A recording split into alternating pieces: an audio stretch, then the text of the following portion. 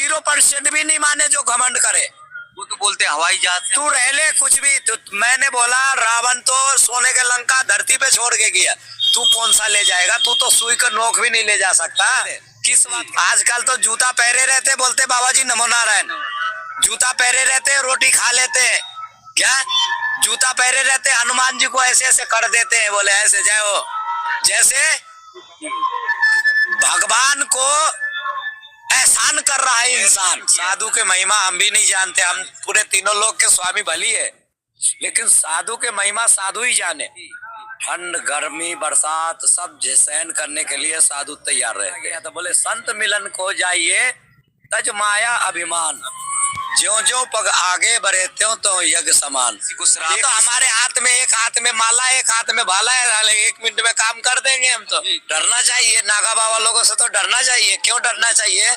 क्योंकि कहते हैं सांप सांप साधु और शेर ये बोल करके हमला नहीं करता है। महाकुंभ में पूज्य नागा सन्यासी महाराज जी का दर्शन आप सब कर सकते हैं। इसके बाद 12 वर्ष के लिए ये विलीन हो जाएंगे। बहुत सारे रहस्य हैं, तमाम सवाल उठते हैं, आखिर रहते कहाँ पर, जाते कहाँ पर, कैसे गिरी कंदराओं में, गुफाओं में और बर्फीली एकदम हवाओं के बीच में ये पूज्य संत महाराज जी रहते हैं और फिर कैसे निकल कर आते हैं, महाकुंभ में दर्शन देते हैं। तो महाराज जी के चरणों में बहुत बहुत दंडवत, बहुत बहुत प्रणाम। सबसे बड़ी बात यही है कि लोगों के मन में रहता है कि कैसे महाराज जी गुफाओं में रह लेते हैं, कैसे बर्फीली हवाओं में रह लेते हैं। साधु के तपस्या, उनके गुरु कृपा और जिस परमेश्वर को भजते हैं उनके कृपा, ठंड गर्मी बरसात सब सहन करने के लिए साधु तैयार रहते हैं। उनकी क्षमता सब होता है, वो देवी देवता की कृपा है ना वो सब जी।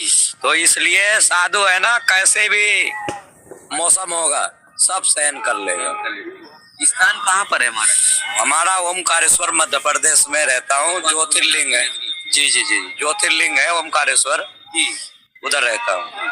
ऐसे समान तरह से देखे तो नागा संत महाराज जी के दर्शन नहीं होते नहीं। लेकिन महाकुंभ में कहाँ से लाखों की संख्या में आ जाते हैं कि लाखों नहीं कई करोड़ बोलो, कई करोड़ बोलो, नागा बाबा कई करोड़ होते हैं।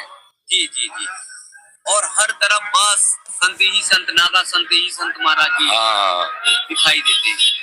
सही बात है। तो साधुओं के मेला है ना ये, जैसे आपके घर में शादी होते हैं ना, ऐसा ही हमारा परंपरा में ये शाही स्नान है। ये स्नान के लिए चाहे कोई भी कुछ करे, आश्रमों में कुछ दिनों के लिए ताला लगा करके महात्मा बेचारे महीने भर के लिए यहाँ आते हैं शाही स्नान करने के लिए, आप जैसे भक्तों के दर्शन देने के लिए।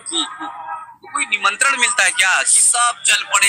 नहीं, हम लोगों को कोई निमंत्रण की जरूरत है। और अखाड़ा जो अखाड़ा है हमारा है, वो अखाड़ा हमारे जितने भी आश्रम है वो आश्रम पे हमारे अखाड़े के तरफ से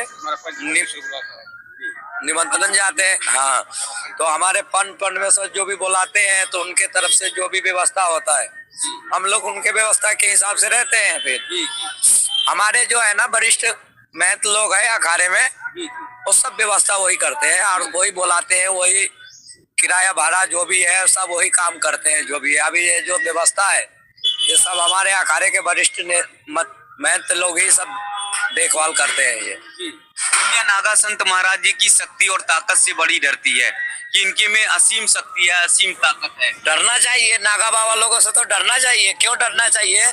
क्योंकि कहते हैं सांप साधु और शेर ये बोल करके हमला नहीं करता है। सांप साधु शेर बोलकर हमला नहीं करते, नहीं। धाड़ कब कर दे क्या कोई भरोसा नहीं है। इसलिए सांप से भी दूर रहना चाहिए, साधु से भी दूर रहना चाहिए। आओ दर्शन करो लेकिन मुंह जोड़ी ना करो। कई लोग है ना कुछ थोड़ा तीरथ इधर उधर घूम लिए तो लोग बोलते हैं कि अच्छा हम तो जानते हैं साधु कहाँ तक है, लेकिन शिव पुराण में लिखा गया है। और महादेव से माता पार्वती ने पूछा था, बोले हे प्रभु, बोले ये काय का भीड़ है ये?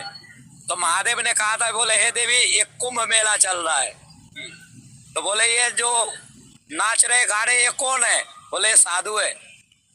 तो बोले इसके महिमा क्या है? बोले हे देवी हम साधु के महिमा हम भी नहीं जानते, हम पूरे तीनों लोग के स्वामी भली है, लेकिन साधु के महिमा साधु ही जाने। क्यों? क्योंकि एक पल में साधु कौन सा तपस्या करने बैठ जाएगा और क्या कर देगा कोई गारंटी नहीं है।